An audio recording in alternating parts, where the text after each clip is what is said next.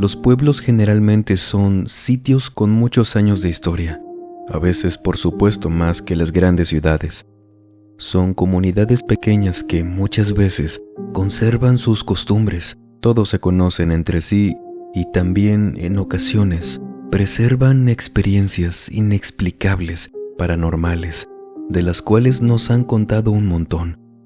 La gente sabe que ocurren y prefieren dejarlo pasar porque conocen muy bien cada riesgo que implican esos eventos.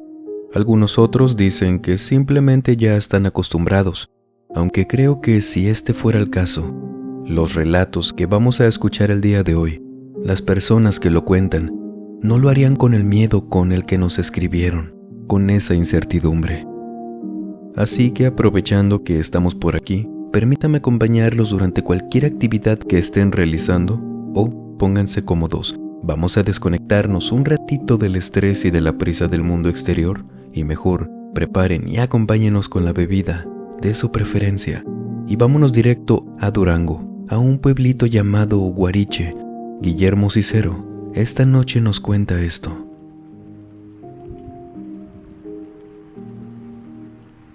Cuando era niño y parte de mi adolescencia, vivíamos en un pueblito, si no mal recuerdo hoy se llama Guariche.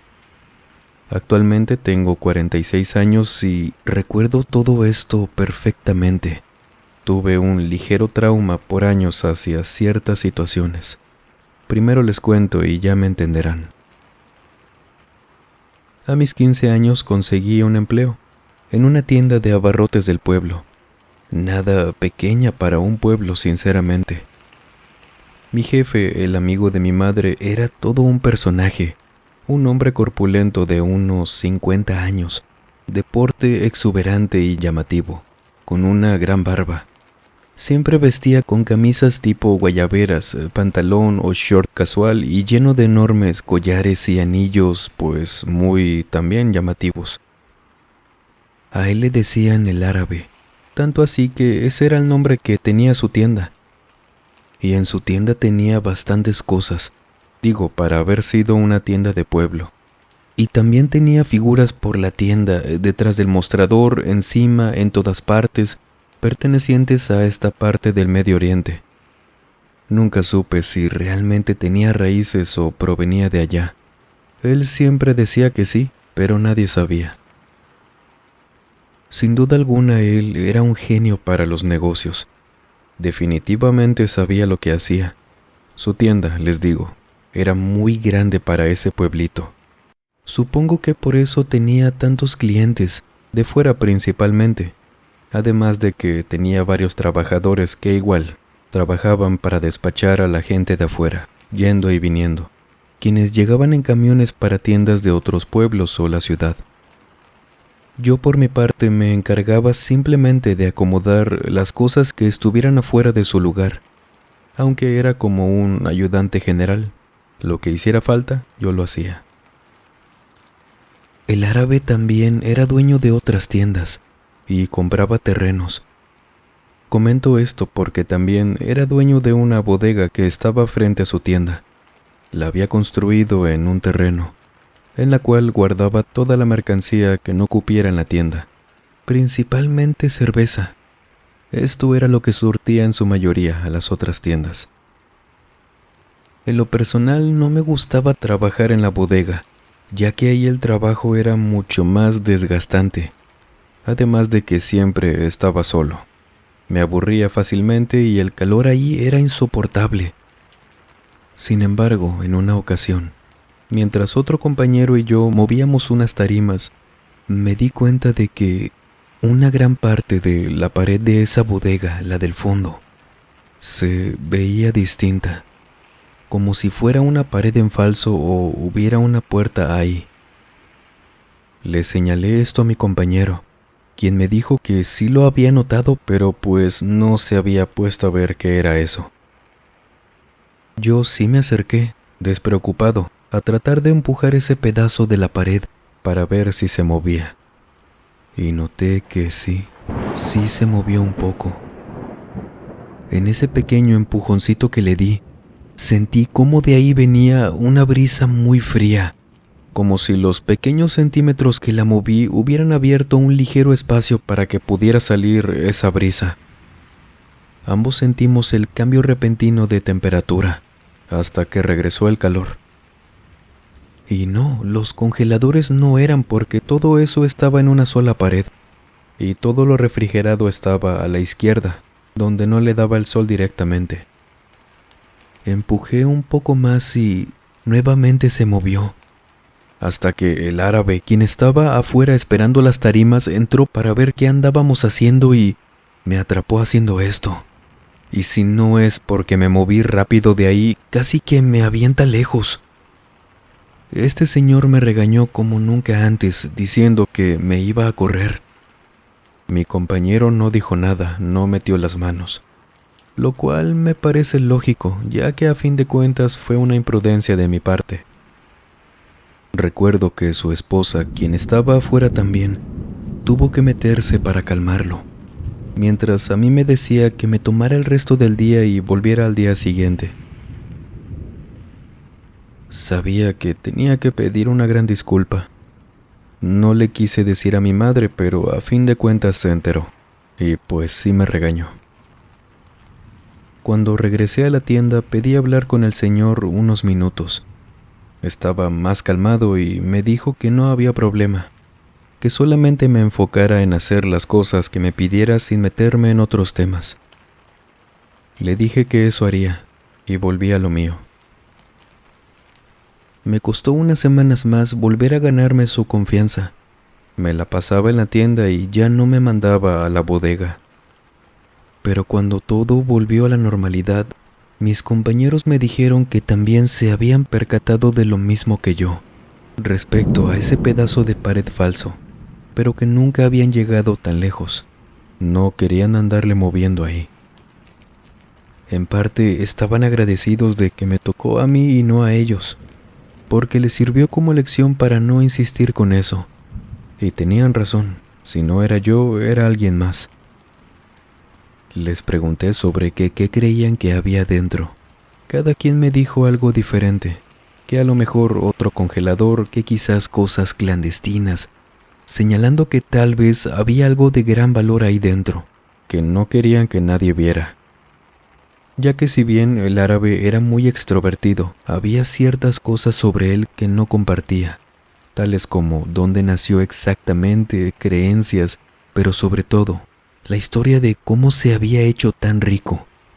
Porque quien le preguntaba le contaba una historia distinta a cada quien, nunca decía bien las cosas.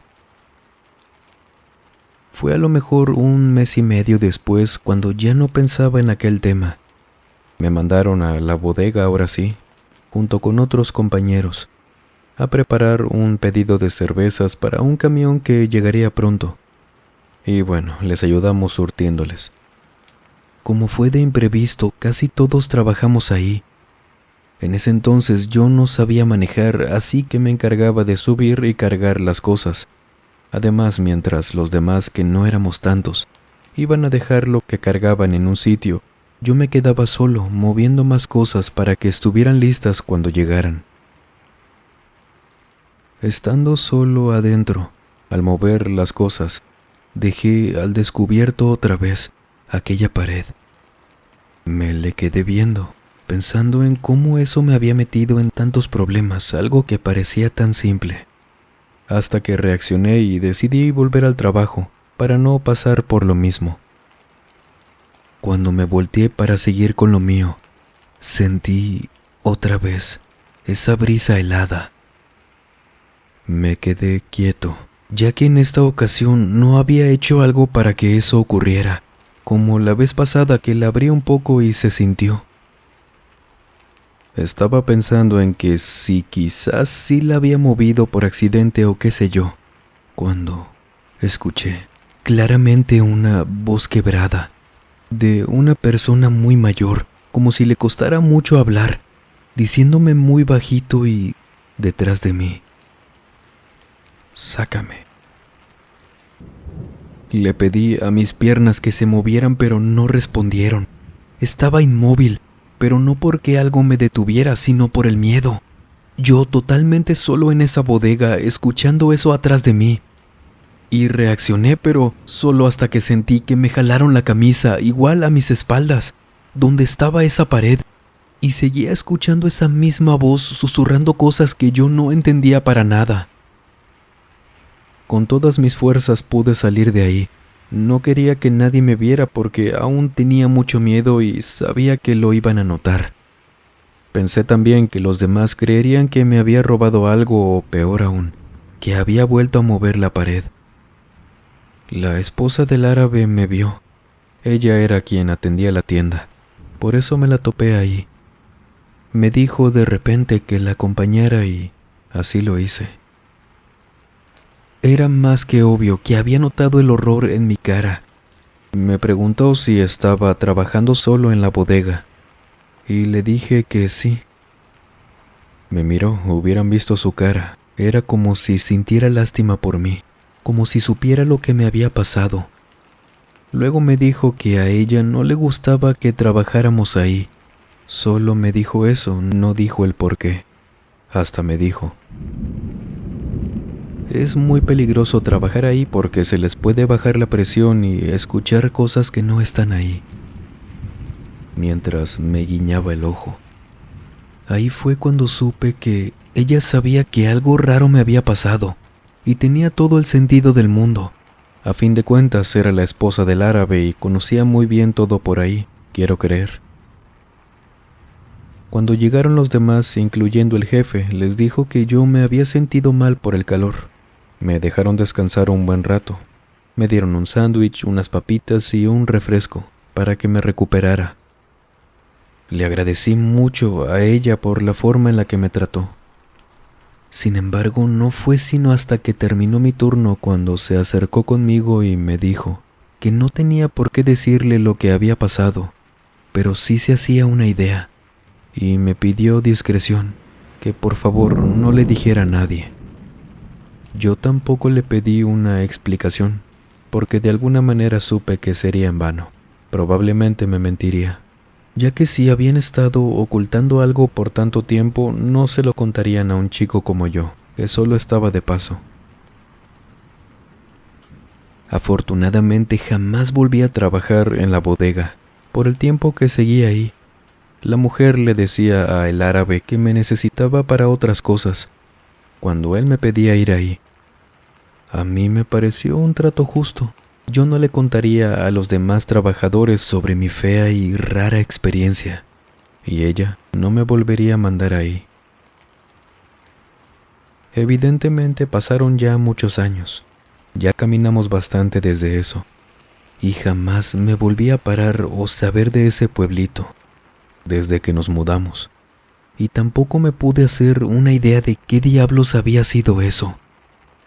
Por eso también se los comparto, por si a alguien le ha tocado vivir algo así o se imaginen qué pudo ser.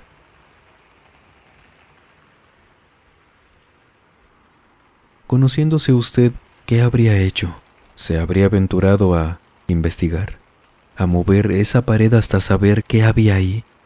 ¿O lo dejaría por la paz? Cuéntenos en lo que nos vamos ahora con Said Macías, quien esta noche, desde Guerrero, México, nos cuenta esto.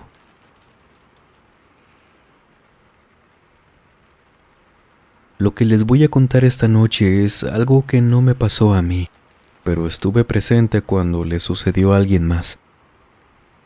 Era el cumpleaños número 60 de mi abuela.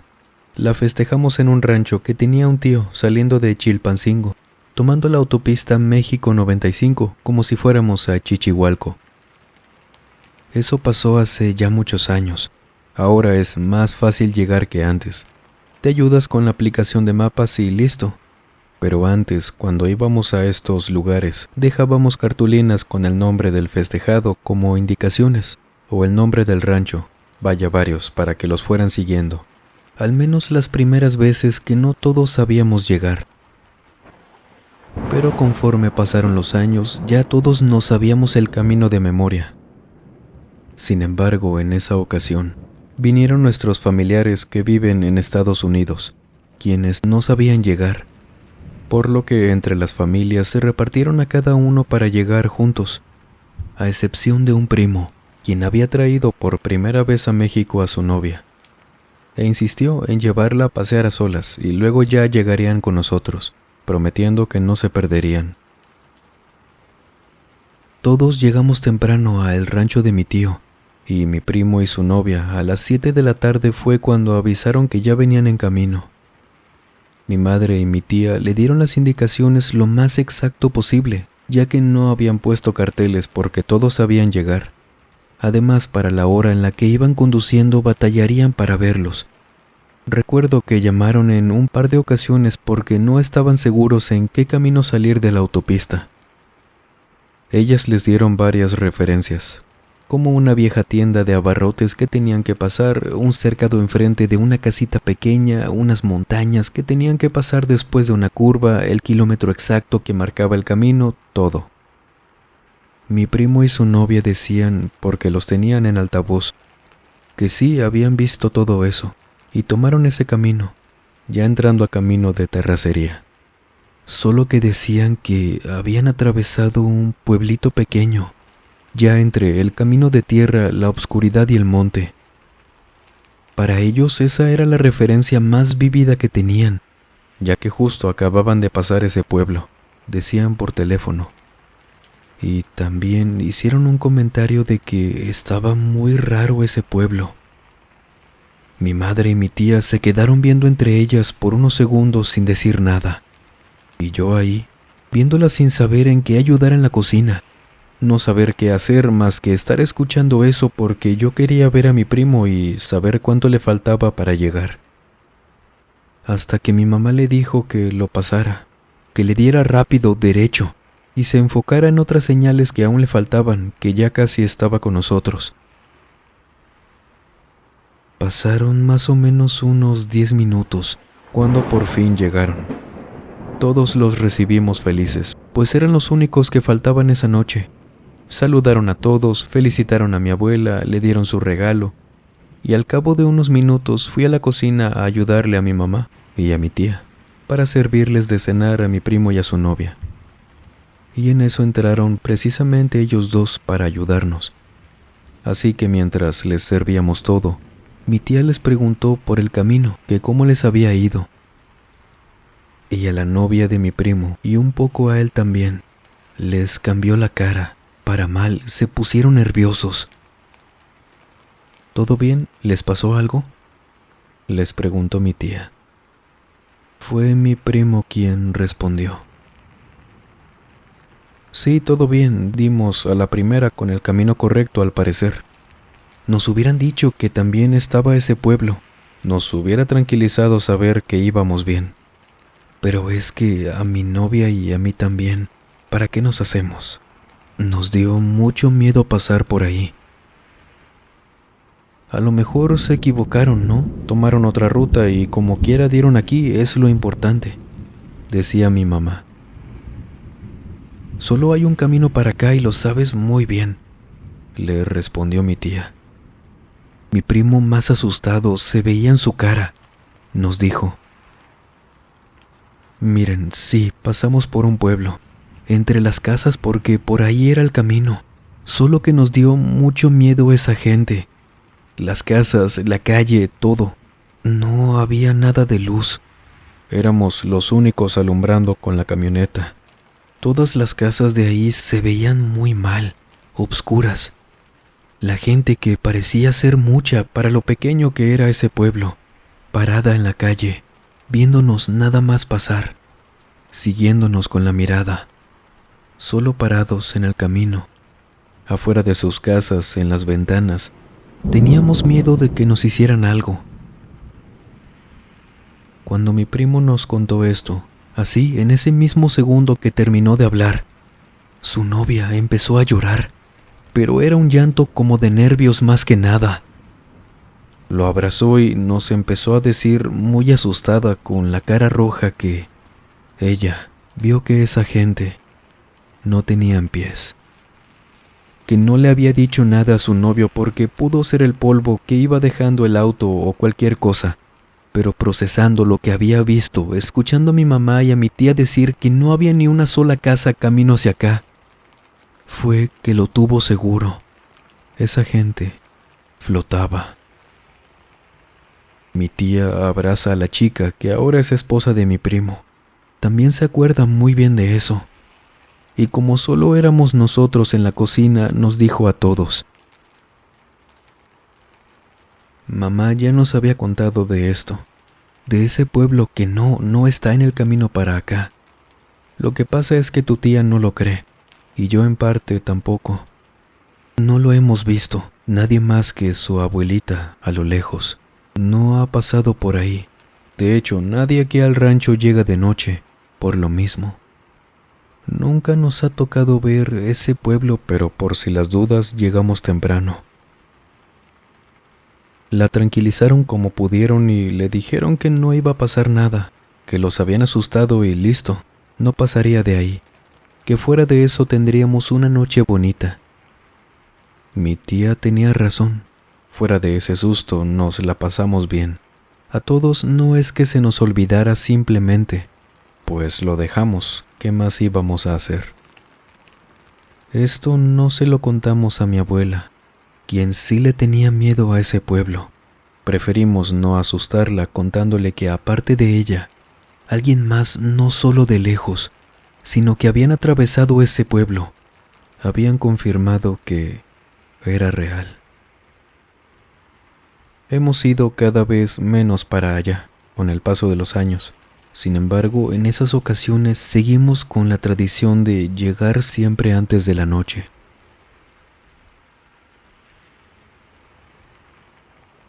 Un relato muy extraño que mezcla dos elementos muy impactantes para estas experiencias, los pueblos y la autopista. Hablando de eso, no olvide escuchar el relato extra que subimos el pasado jueves, uno sobre un encuentro muy aterrador, en una carretera de hecho. Le dejaremos el enlace en el primer comentario. En tanto nos vamos a Chiapas, México. Luisa Uribe nos cuenta esto.